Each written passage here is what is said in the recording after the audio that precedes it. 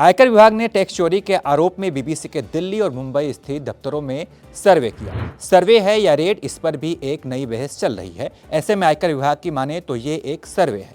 इसी सर्वे पर आज खूब हंगामा हुआ। ये सर्वे उस समय किया गया है जब प्रधानमंत्री मोदी को लेकर बीबीसी ने एक विवादित डॉक्यूमेंट्री बनाई थी। ऐसे में हंगामा होना तय था और हुआ भी। दिन भर क्या हुआ विस्तार से आपको बताते हैं। आईटी की टीम दिल्ली और मुंबई दोनों जगह सुबह 11:30 बजे पहुंची, जिसमें करीब 12-15 लोग शामिल थे। सर्वे के दौरान वहां मौजूद सभी कर्मचारियों के मोबाइल फोन जब्त कर लिए गए। आईटी टीम ने अकाउंट ऑफिस में रखे कंप्यूटर के डाटा खंगाला। बीबीसी की ओर से ट्रांसफर प्राइसिंग रूल्स के उल्लंघन और उसके मुनाफे के डायवर्जन की जांच को लेकर यह सर्वे किया गया। कांग्रेस ने कहा कि अघोषित आपातकाल है, जबकि बीजेपी ने बीबीसी पर हमला बोलते हुए कहा कि जब उन्होंने कोई गलत किया ही नहीं तो डर क्यों रहे हैं। नेताओं के ये बयान सुनिए। हम विपक्ष की पार्टी हैं, हमारा लोकतांत्रिक अधिकार बनता है कि जांच हम कराएं, जांच की मांग कराएं। हम जेपीसी की मांग कर रहे हैं और वो बीबीसी के पीछे पड़े हुए हैं। बीबीसी के अगर कृत्य देखें तो ये पूरे विश्व की सबसे भ्रष्ट बकवास कॉरपोरेशन हो गई है। और दुख की बात यह है कि बीबीसी का प्रोपेगेंडा और कांग्रेस का एजेंडा एक साथ मेल खाता है। हम लोग एक तरफ जेपीसी की मांग कर रहे हैं इतने बड़े स्कैम पे, तो दूसरी तरफ आज बीबीसी के ऑफिस में दिल्ली में आईटी की रेड पड़ रही है। ये किस तरह की डिक्टेटरशिप से देश को चलाना चाह रहे हैं? क्या लोकतंत्र में विपक्ष का, एजेंसीज का, न्यूज वालों का कोई भी राइट नहीं है कि अगर सरकार की कोई नीति, नियम और स्कैम होता है तो उसके बारे में हम बोल भी सके, उस बारे में हम जांच की बात भी कर सके? ये सरेआम डिक्टेटरशिप है।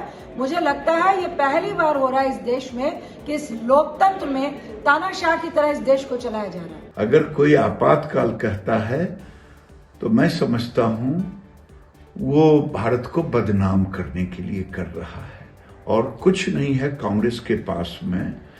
कांग्रेस नरेंद्र मोदी को गाली देते देते देश को गाली देना शुरू किया है कांग्रेस पार्टी।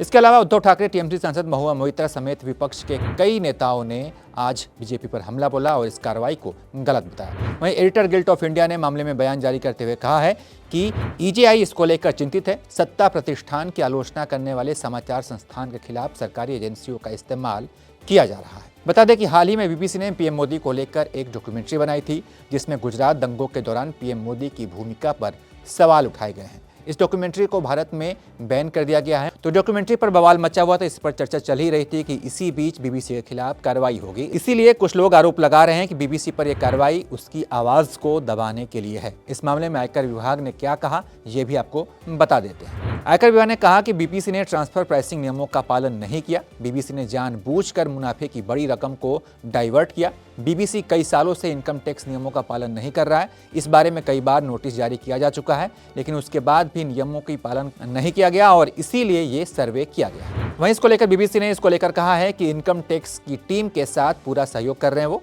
हमें उम्मीद है कि इस हालात का जल्द से जल्द समाधान होगा। हालांकि ये पहली बार नहीं है जब बीबीसी के खिलाफ कार्रवाई की गई हो। इससे पहले भी 1970 में बीबीसी के दफ्तर को 2 साल के लिए बंद किया गया था, जिसमें आरोप लगा था कि बीबीसी ने भारत की नकारात्मक छवि पेश किया है। साथ ही 2015 में निर्भया गैंगरेप पर बीबीसी की डॉक्यूमेंट्री पर पाबंदी लगाई गई थी। दोषी मुकेश सिंह से हमदर्दी दिखाने का आरोप लगा था। 2017 में नेशनल पार्क में शूटिंग करने से 5 साल के लिए पाबंदी लगाई गई थी। इसमें आरोप लगाया गया था कि शिकारियों के खिलाफ उठाए गए कदम की इन्होंने निंदा की थी। वहीं इसके अलावा 2023 में गुजरात दंगों पर बनी डॉक्यूमेंट्री पर पाबंदी भी लगाई गई थी। इसमें बीबीसी पर दुष्प्रचार फैलाने का आरोप लगा था। तो कुल मिलाकर इस मुद्दे पर बवाल मचा हुआ है। बीबीसी की इस कार्रवाई को कांग्रेस प्रेस की स्वतंत्रता पर हमला बता रही है और बीजेपी इस आरोप के जवाब में कांग्रेस को इमरजेंसी का याद दिला रही है। खैर, हमारे देश में एक परंपरा चल रही है कि आरोपों का जवाब आरोप लगाकर ही दे दिया जाए। आप इसके बारे में क्या सोचते हैं, हमें जरूर बताइएगा।